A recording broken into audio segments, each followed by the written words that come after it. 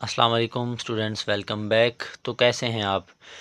जैसे कि आपको पता है, हमने एमडी कैट के लिहाज से रेस्पिरेशन को हमने स्टार्ट किया था। सबसे पहली वीडियो के अंदर हमने रेस्पिरेशन, उसकी टाइप्स मतलब एरोबिक और एनारोबिक रेस्पिरेशन की बात की थी। उसकी बाद की वीडियो के अंदर हमने ग्लाइकोलाइसिस की बात की थी।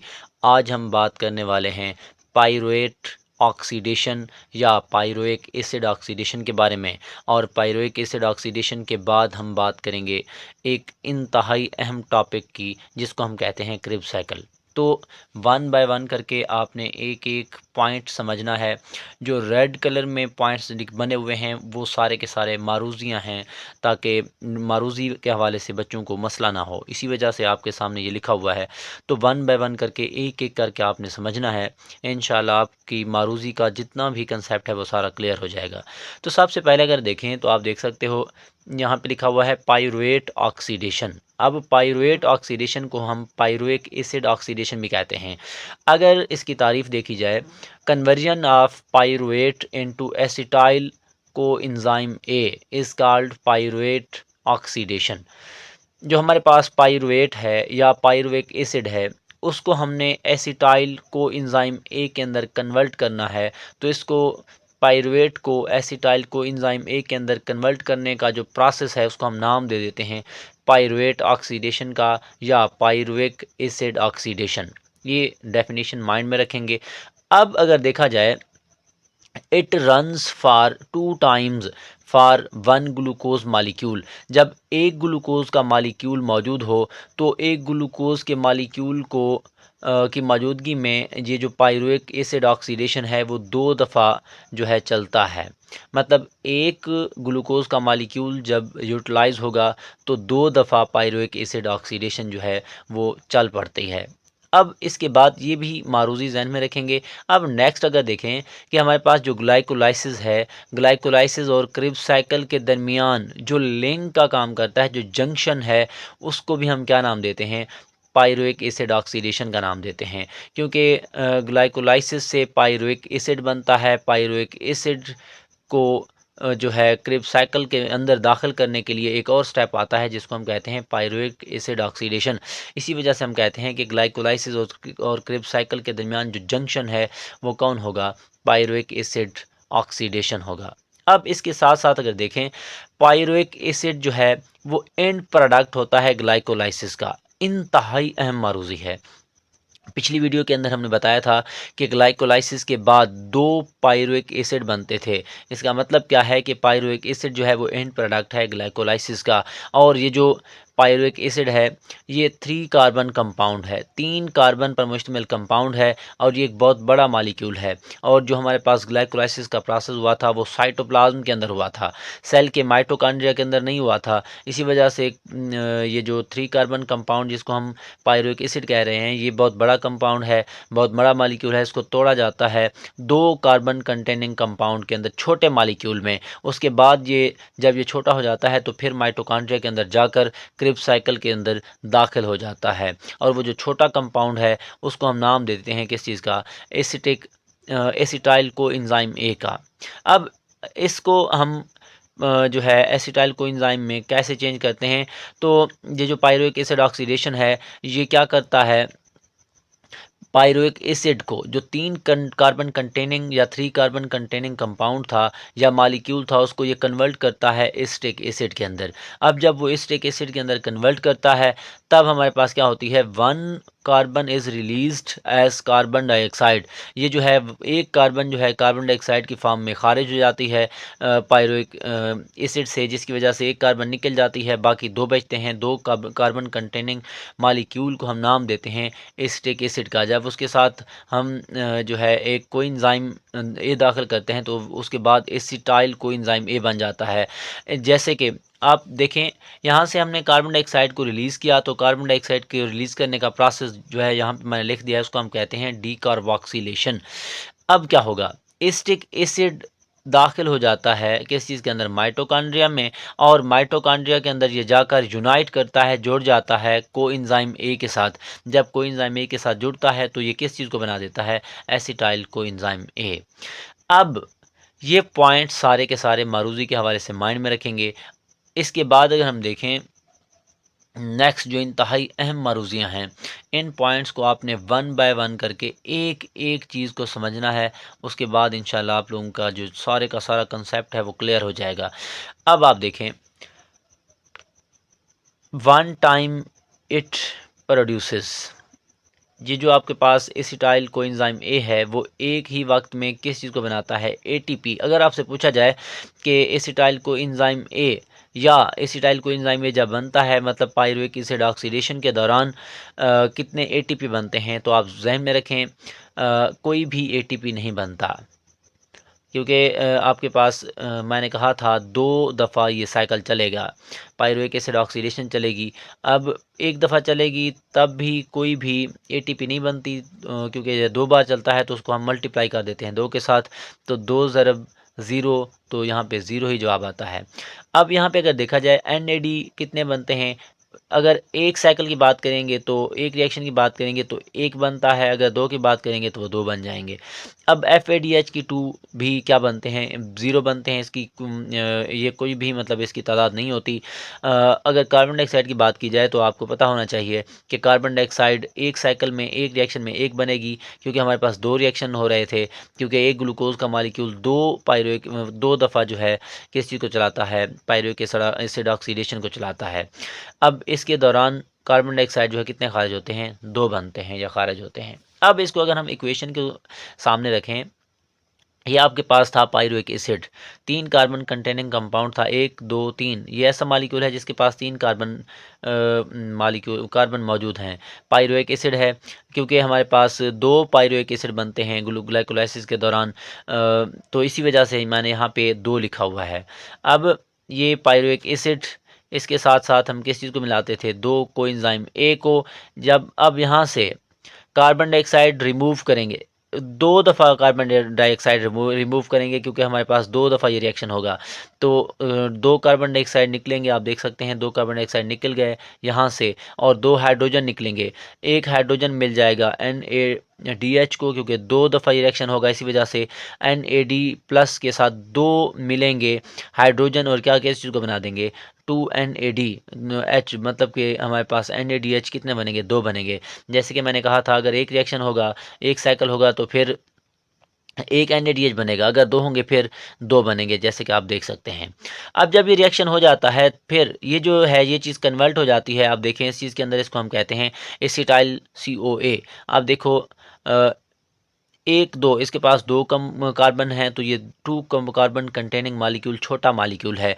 अब इसको हम नाम देते हैं एसिटाइल कोएंजाइम ए का। यही एसिटाइल कोएंजाइम ए जो है ये उसके बाद इंटर्स हो जाता है, दाखिल हो जाता है क्रिब साइकिल के अंदर। अब हम ये देखेंगे कि क्रिब साइकिल जो है कहाँ पे होता है, तो आप जहन में रखेंगे क्रिब साइकिल का प्रोसेस जो है वो माइटोकॉन्ड्रिया में होता है, माइटोकॉन्ड्रियल मैट्रिक्स में। तो ये एसिटाइल COA माइटोकॉन्ड्रियल मैट्रिक्स के अंदर जाके दाखिल हो जाएगा, किस चीज़ के अंदर, एक प्रोसेस के अंदर, जिसको हम क्या नाम देते हैं, क्रिब साइकिल का नाम देते हैं। ये हमारे पास छोटी सी वीडियो थी, छोटा सा लेक्चर था, जिसको हम कहते हैं पायरुवेट एसिड ऑक्सीडेशन। अब हमने एसिटाइल COA या एसिटाइल कोएंजाइम ए को बना दिया है। इसके बाद हम देखेंगे कि हमारे पास एसिटाइल कोएंजाइम ए किस तरीके से जो है क्रिब साइकिल में दाखिल होता है, और क्रिब साइकिल का प्रोसेस जो है वो कंप्लीट होता है। अब आप यहाँ पे देख सकते हैं जो हमारे पास एसिटाइल कोएंजाइम ए बन चुका था, वो अब माइटोकॉन्ड्रियल मैट्रिक्स के अंदर जाके जो है क्रिब साइकिल के अंदर दाखिल हो जाएगा। लेकिन इसको पढ़ने से पहले हम थोड़ा सा देख लेते हैं कि क्रिब साइकिल है क्या। It is also called citric acid cycle. इसको हम सिट्रिक एसिड साइकिल भी कहते हैं, या ट्राई कार्बोक्सिलिक एसिड साइकिल। ये दोनों नाम दिए जाते हैं किस चीज़ को, क्रिब साइकिल को। बड़ा ही इम्पॉर्टेंट टॉपिक है MCQs के हवाले से, MD कैट के लिहाज से। तो एक एक पॉइंट आप समझेंगे तो आपका सारा कंसेप्ट जो है वो क्लियर हो सकता है। अब आप देखें ये वाक़ई कहाँ पे होगा, इसकी साइट कौन सी है, तो आप जहन में रखेंगे माइटोकॉन्ड्रियल मैट्रिक्स। यहाँ पे क्या होता है, पायरुवेट या पायरुवेट एसिड दाखिल होता है क्रिब्स में in the form of acetyl CoA, मतलब कि एसिटाइल कोएंजाइम ए की फॉर्म में जो है क्रिब्स के अंदर पायरुवेट एसिड या पायरुवेट दाखिल हो जाता है। इसके बाद अगर देखा जाए, it runs for 2 times for 1 glucose molecule. पीछे मैंने बताया था ग्लाइकोलाइसिस के दौरान एक ग्लूकोज के मालिक्यूल से 2 पायरुवेट एसिड बनते थे। इसी वजह से, क्योंकि यहाँ पे एक पायरुवेट एसिड एक दफ़ा इस्तेमाल होगा, दूसरा पायरुवेट एसिड दूसरी दफ़ा इस्तेमाल होगा, तो इसी वजह से हम कह सकते हैं कि जो क्रिब्स साइकिल है वो 2 दफ़ा चलता है एक ग्लूकोज मालिक्यूल के इस्तेमाल होने से। अब आप एक एक पॉइंट देखते जाएं ज़रा। ATP इज़ इनडायरेक्टली प्रोड्यूस, इस प्रोसेस के दौरान इनडायरेक्टली जो है ATP बनती है। कब बनती है? जब फास्फोरिलेशन होती है GDP की, किस चीज़ के अंदर? GTP के अंदर। अब ग्लिसरॉल्डिहाइड डाइफॉस्फेट को जो है कन्वर्ट किया जाता है इसके साथ फास्फेट मिला के ग्लिसरॉल्डिहाइड ट्राइफॉस्फेट में, और इस तरीके से जो है यहाँ पे ATP बनती है, इनडायरेक्टली, डायरेक्टली नहीं बनेगी। अब आप अगर देखें, सबसे पहला पॉइंट, बड़ा ही मेन पॉइंट, एक एक पॉइंट पहले भी मैं आपको बता चुका हूँ, तो आप देखें पायरुवेट था या पायरुविक एसिड था। पायरुविक एसिड के अंदर हम क्या करते हैं? NAD पॉजिटिव देते हैं, क्योंकि रिएक्शन 2 दफ़ा होगा, इसी वजह से मैंने यहाँ पे 2 लिखा हुआ है। अब 2 NAD प्लस देते हैं, तो यहाँ से पायरुविक एसिड से या पायरुवेट से हाइड्रोजन निकलते हैं, तो यहाँ पे क्या बनता है? NADH बनते हैं। इसी तरह हम इसके अंदर कोएंजाइम A डाल देते हैं। जब कोएंजाइम A डालेंगे तो यहाँ पे पहले पायरुवेट था या पायरुविक एसिड था, उसके पास 3 कार्बन कंपाउंड थे। अब यहाँ से एक और चीज़ करेंगे कि यहाँ से आप लोगों ने कार्बन डाइऑक्साइड को रिमूव कर देना है। अब जब हम कार्बन डाइऑक्साइड को रिमूव करेंगे तो पहले इसके पास 3 कार्बन थे, अब एक कार्बन जो है कार्बन डाइऑक्साइड की फॉर्म में ख़ारिज हो जाएगी। जब कार्बन डाइऑक्साइड की फॉर्म में ख़ारिज होगी, तब हमारे पास जो मॉलिक्यूल बचेगा या कंपाउंड बचेगा, उसके पास क्या होंगे? 2 कार्बन होंगे। और ये जो चीज़ बनी है, ये एसिटिक एसिड है। एसिटिक एसिड के साथ हमने कोएंजाइम A लगाया हुआ है, जिसकी वजह से ये किस चीज़ के अंदर कन्वर्ट हो जाएगा? एक और चीज़ के अंदर, उसको हम कहते हैं एसिटाइल कोएंजाइम A। अब इसके पास कितने कार्बन होंगे? 2 कार्बन। अब 2 कार्बन बनने तक ये सारे का सारा स्टेप, यहाँ से लेकर यहाँ तक जितना भी स्टेप है, इसी को हम नाम देते हैं किस चीज़ का? Pyruvic acid oxidation. इसी को हम पायरुविक एसिड ऑक्सीडेशन का नाम देते हैं। अब जब पायरुविक एसिड ऑक्सीडेशन का स्टेप पूरा हो जाता है, यहाँ पे एसिटाइल CoA बन जाता है, एसिटाइल कोएंजाइम A बन जाता है, तो इसके बाद ये दाखिल हो जाता है माइटोकॉन्ड्रियल मैट्रिक्स के अंदर। जब ये माइटोकॉन्ड्रियल मैट्रिक्स के अंदर दाखिल होता है, तो वहाँ पे जाके ये क्या करता है? माइटोकॉन्ड्रियल मैट्रिक्स के अंदर ऑक्जेलो एसीटेट मौजूद होता है, और ऑक्जेलो एसीटेट के साथ ये रिएक्ट करके जो है किस चीज़ को बना देता है? सिट्रेट को बना देता है। एक एक पॉइंट, हर एक पॉइंट के अंदर MCQ छुपा हुआ है। एक एक पॉइंट समझते जाएंगे तो इंशाल्लाह आप लोगों का कंसेप्ट सारे का सारा क्लियर हो जाएगा। अब आपने एक एक पॉइंट समझना है। देखिएगा ज़रा, यहाँ पे एसिटाइल CoA था, एसिटाइल कोएंजाइम A था, इसके पास 2 कार्बन थे। ये जाके सबसे पहले किस चीज़ के साथ मिलेगा? ऑक्जेलो एसीटेट के साथ। पहली इंतहाई अहम मारूज़ी कि हमारे पास एसिटाइल कोएंजाइम A सबसे पहले क्रिब्स साइकिल में किस चीज़ के साथ रिएक्ट करता है? तो आप जहन में रखेंगे, ऑक्जेलो एसीटेट के साथ। ऑक्जेलो एसीटेट के पास पूछा जाए कितने कार्बन होते हैं, तो 4 कार्बन होते हैं। अब आप देखें, 2 कार्बन इसके साथ थे, इसके पास थे, 4 कार्बन इसके पास हैं, तो 4 और 2 कितने हो जाएंगे? 6। जब नई चीज़ बनेगी, यहाँ से हम कोएंजाइम A को निकाल देंगे। अब 2 और 4 6 कार्बन कंटेनिंग कंपाउंड या मॉलिक्यूल बनेगा, उसको हम नाम दे देते हैं किस चीज़ का? सिट्रेट का। अगर आपसे पूछा जाए सबसे पहले एसिटाइल कोएंजाइम A ऑक्जेलो एसीटेट के साथ जब रिएक्ट करता है तो किस चीज़ को बनाता है? तो आप बताएंगे सिट्रेट को बनाता है। अब सिट्रेट के पास 6 कार्बन हैं। अब जब सिट्रेट बन जाती है तो सिट्रेट जो है अपने बहरूपिये की शक्ल में, अपने आइसोमर की शक्ल में जो है वो कन्वर्ट हो जाता है, अपने भाई की शक्ल में कन्वर्ट हो जाता है। उसको हम क्या नाम देते हैं? आइसोसिट्रेट का नाम देते हैं। सिर्फ शक्ल जो है वो चेंज हुई है, बाकी कार्बन की तादाद बिल्कुल सेम रहती है। इसी वजह से इसके पास भी 6 कार्बन होते हैं और इसके पास भी 6 कार्बन होते हैं। अब आप देखें, ये जो हमारे पास आइसोसिट्रेट है, यहाँ से हम कार्बन डाइऑक्साइड को रिमूव कर देते हैं। अब यहाँ से कार्बन को जब रिमूव करेंगे, पहले 6 कार्बन थे, अब कितने हो जाएँगे? 5 कार्बन हो जाएँगे और इस यहाँ से हाइड्रोजन निकालते हैं। हाइड्रोजन NAD के साथ अटैच हो जाता है और किस चीज़ को बना देता है? NADH को बना देता है।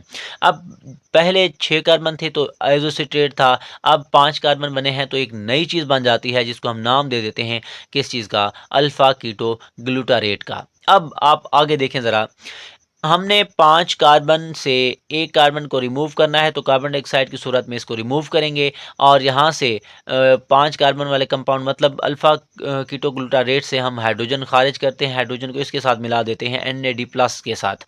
जब इसके साथ मिलाते हैं तो NAD प्लस और हाइड्रोजन मिलते हैं तो क्या बन जाता है? NADH बन जाता है। यहाँ पे हम एक कोएंजाइम A भी दाखिल कर देते हैं।